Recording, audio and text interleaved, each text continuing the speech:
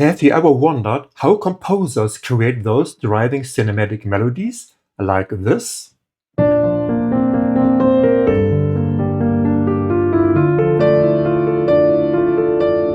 I'll show you 4 tricks. Number 1. The real secret is repetition. Use the same melodic phrase structure over different harmonies. We start with the B major, then the phrase, G minor, repeat the phrase, D minor. Once again, phrase, phrase. All together.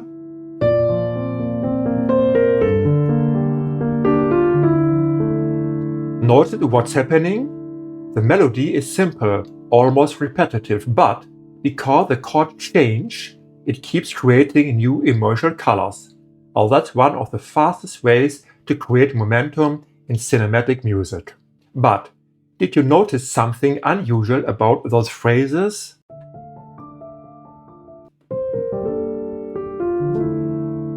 They don't really come to rest, and that's exactly why they keep moving. The short phrases end on notes that don't belong to the current chord. G minor and the A, or D minor and the E. It's the 9 of the chord, it's the 9 of the chord. And they create tension. They leave a small musical question unanswered.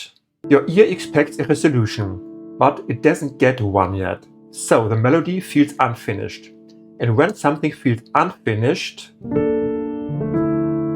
we naturally want to hear what comes next. Another example. Another phrase. That's one of the most powerful tricks for creating urgency and forward motion. By the way, if you would like a collection of free improvisation building blocks, you will find my free download in the description below. But now we have another problem. If we keep repeating the same phrase over and over, won't it become boring? This is where many improvisations get stuck. The phrase works, but after a while it feels repetitive.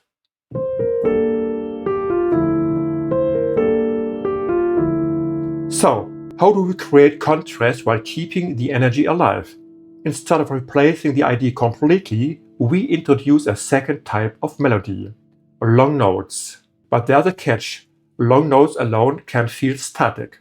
So we keep them alive with arpeggios. This is our long note, and this is our arpeggio.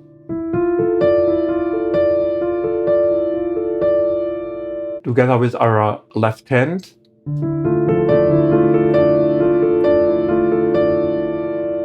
Play the melody with your pinky in the right hand, and then use the remaining fingers to play an arpeggio underneath.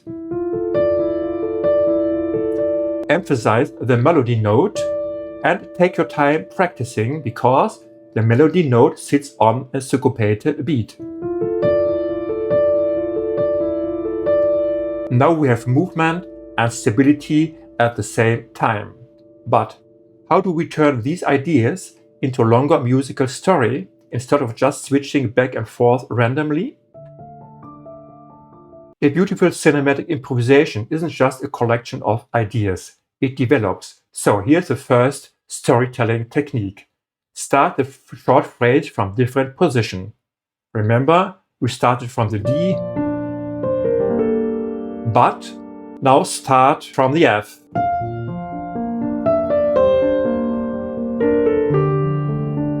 And then play the arpeggio. All together.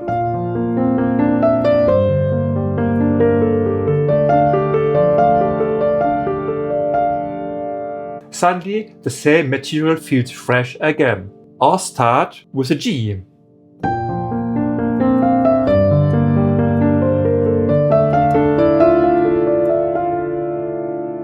Now, here's a second technique. Use a contrasting melody as an answer. For example, play a note on every beat of the measure.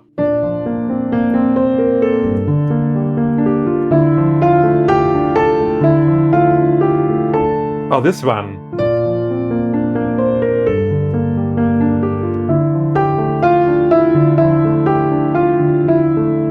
Well, this creates determination, confidence, forward drive. It's almost like a second character entering the conversation.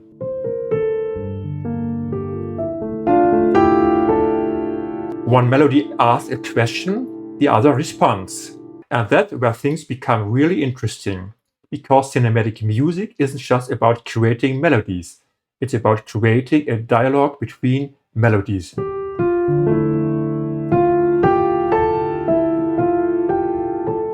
Which leads us to the most important question.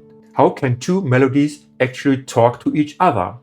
Well, that's exactly what I'll show you in the next video.